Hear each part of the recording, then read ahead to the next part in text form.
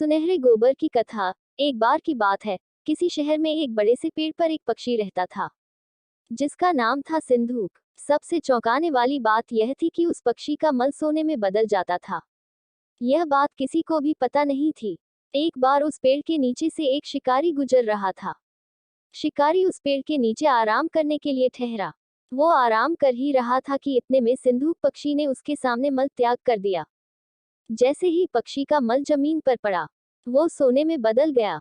यह देखते ही शिकारी बहुत खुश हुआ और उसने उस पक्षी को पकड़ने के लिए जाल बिछाया। सिंधूक जाल में फंस गया और शिकारी उसे अपने घर ले आया।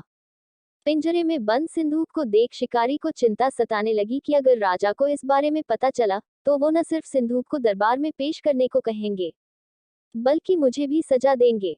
यह सोचकर डर के मारे शिकारी ने खुद ही सिंधूक को राज दरबार में पेश कर राजा को सारी बात बताई। राजा ने आदेश दिया कि सिंधूक को सावधानी से रखा जाए और उसे अच्छे से खाना खिलाया जाए। ये सब सुनने के बाद मंत्री ने राजा को कहा, आप इस बेवकूफ शिकारी की बात पर भरोसा मत कीजिए। कभी ऐसा होता है क्या कि कोई पक्षी सोने का मल त्याग करे? इसलिए अच्छा होगा कि इसे आजाद करने का आदेश दें। मंत्री की बात सुनकर राजा ने चिड़िया को आजाद करने का आदेश दिया। सिंधूक उड़ते उड़ते राजा के दरवाजे पर सोने का मल त्याग करके गया।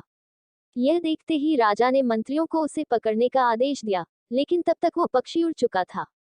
उड़ते उड़ते सिंधूक कह गया, मैं बेवकूफ था जो शिकारी के सामने मल त्याग किया। शिकारी बेवकूफ था जो मुझे राजा के पास ले गया। राजा बेवकूफ था जो मंत्री की बात में आ गया। सभी बेवकूफ एक जगह ही हैं। कहानी से सीख, कभी भी दूसरे की बातों में नहीं आना चाहिए और अपने दिमाग से काम लेना चाहिए।